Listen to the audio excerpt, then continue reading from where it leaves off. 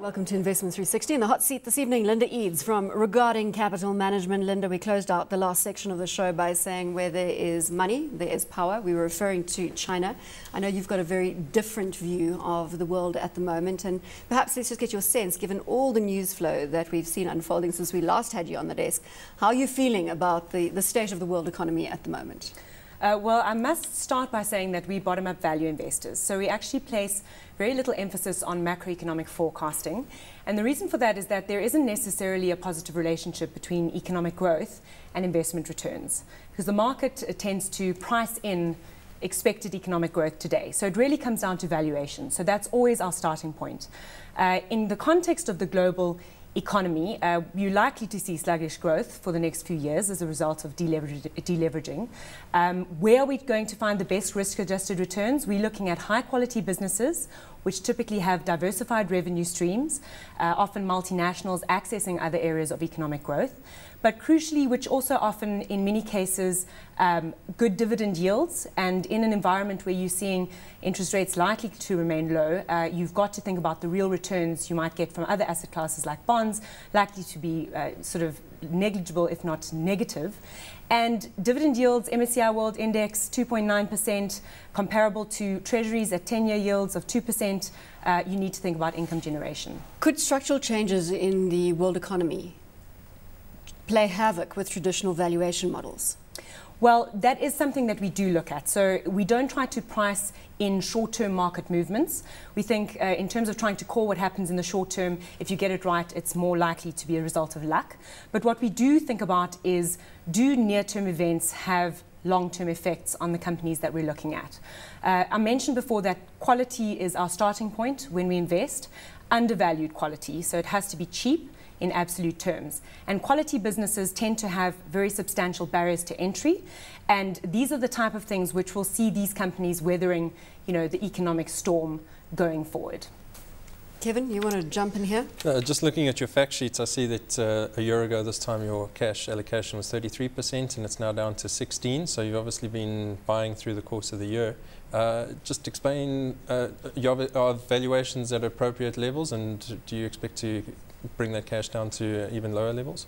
Well, we're constantly on the lookout for undervalued opportunities, and as soon as we find them where things are trading at 30% or more less than what we think they're worth, we will deploy capital.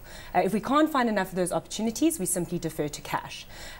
Given the fact that our equity exposure has increased, yes, we have been finding more of those opportunities, but not because the overall market is actually cheap. It's actually a result of a broad opportunity set and actually sort of delving within that opportunity set. And as I say, that's why it's so important. Security selection is going to become a bigger feature of finding the best prospective returns going forward, actually assessing the fundamentals of each business. The follow-up to that question, of course, is where you have been finding the value and where you have been deploying the cash. So perhaps you can enlighten us a little on that front. Absolutely. So as I said before, our starting point is always high quality, and often those businesses have diversified revenue streams. Looking at the top 10 in front of you today, businesses which are globally diversified, even though they're sort of often listed in the developed world, are businesses like Microsoft, like Dell, like BP, like Johnson & Johnson, accessing other areas of economic growth. So not reliant. Including emerging markets. Absolutely, yes, that's right. So many of these, if you actually look at the breakdown of the sources of revenue in the fund, only slightly above 40% come from the US in particular, and actually about 30% come from the emerging markets in Asia. So if you actually look at the geographic sources of revenue, very different to where these companies are actually listed. The other thing that I mentioned was dividend yields.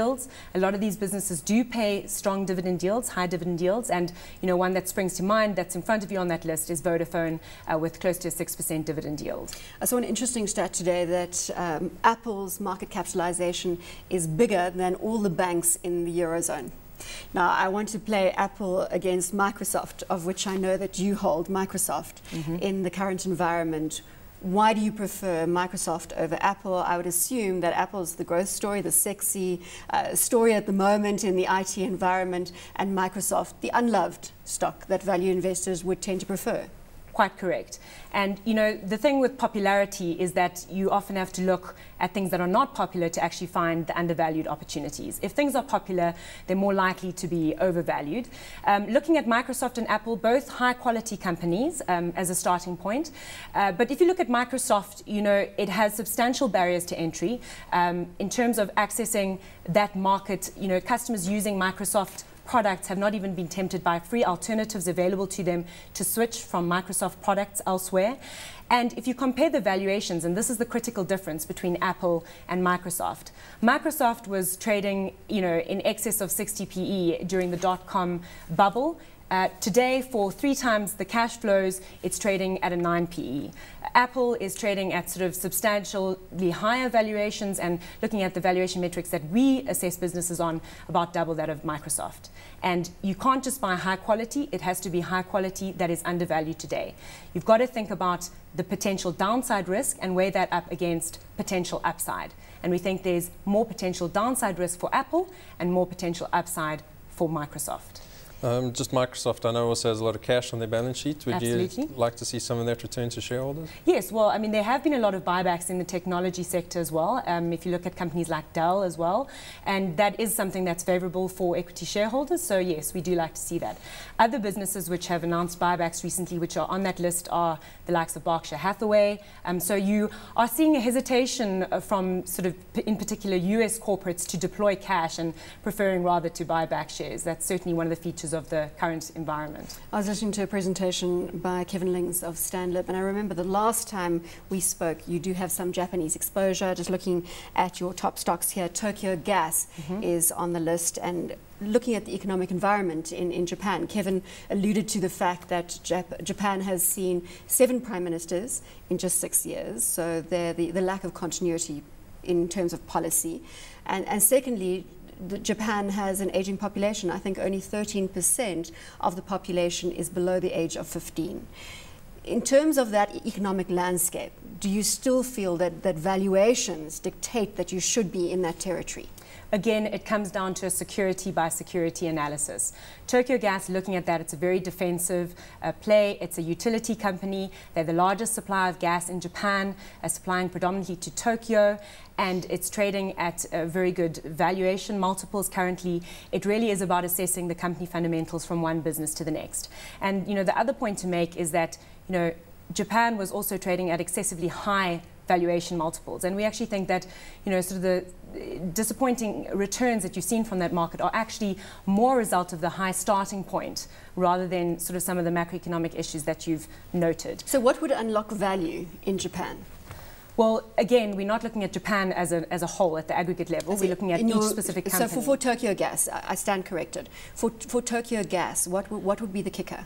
Well, we don't look for a particular catalyst, but where you have something that's misvalued, often as a result of a general sentiment with regards to the region, that is a business that, as I say, it has a substantial defensive nature in the sense that people have to buy gas, whatever the sort of economic environment is. And essentially what tends to happen over time is that the market's perceptions of the business eventually are, sort of seen to be unrealistic when, numbers actually come out for the business. And the stock will slowly re-rate. That's right, yes. I know that you hold a lot of multinational corporations with global exposure. Are there any companies that you're holding with specifically European exposure or South African exposure? We do have some companies which have South African exposure. There we have Harmony Gold is one of the investments which is in our global fund. Again, they're very much a value argument rather than a play on gold per se, looking at the nature of the gold, the quality of the gold which the company is producing, getting rid of marginal mines and improving that quality of the gold, accessing less sort of high-cost areas outside of South Africa. They've been slow to move out of South Africa, which has obviously got the deepest reserves and the highest costs. So that's very much a valuation play. Areas in Europe, we do have Vodafone, which is obviously predominantly Europe, and very little exposure, though, to Europe. I would say about 15% in total, but some interesting names there. Titan Cement is actually listed in Greece. That is a cement business, and it is listed in Greece, but it has diversified revenues as well. Only about 30% of their revenues actually come from Greece.